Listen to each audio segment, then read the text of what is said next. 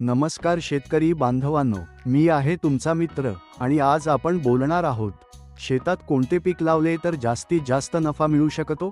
मित्रांनो, आज शेती करणं म्हणजे फक्त पेरणी नाही तर प्लॅनिंग माहिती बाज। सर्वात आधी बोलूया भाजीपाला शेतीबद्दल। टोमॅटो, भेंडी, वांगी, मिरची, फ्लॉवर ही पिके कमी दिवसांत तयार होतात आणि आठवड्याला बाजारात विक्री करता येते।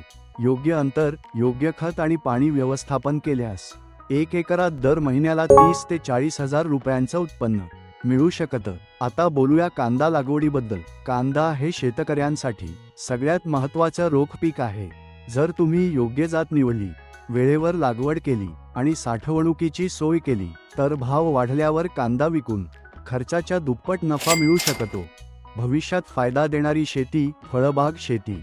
मित्रांनो, भविष्यात सगळ्यात जास्त फायदा देणारी शेती म्हणजे फळबाग शेती। डाळिंब, केळी, पपई, संत्री ही पिके एकदा लावली की 3 ते 5 वर्षे सतत उत्पन्न देतात। सरकारकडून अनुदान, ठिबक सिंचन योजना आणि मार्केटची हमी यामुळे फळबाग शेती खूप फायदेशीर ठरते। औषधी आणि मसाला पिके। आता येऊया औषधी आणि मसाला पिकांकडे। हळद, आलं, लसूण, तुळस, अश्वगंधा आज देशातच नाही तर परदेशातही यांची मागणी वाढते। कमी खर्च, कमी पाणी आणि जास्त दर यामुळे ही पिके शेतकऱ्यांचं भविष्य बदलू शकतात। महत्त्वाचे सल्ले। मित्रांनो, शेतीत टक्के हमखास नफा नसतो, पण योग्य माहिती असेल, योग्य पीक निवड असेल आणि योग्य वेळेला विक्री असेल तर नफा नक्कीच मिळतो। एकाच पिकावर अवलंबून राहू नका। मिश्र पीक पद्धत वापरा। सेंद्रिय आणि आधुनिक शेतीकडे वळा।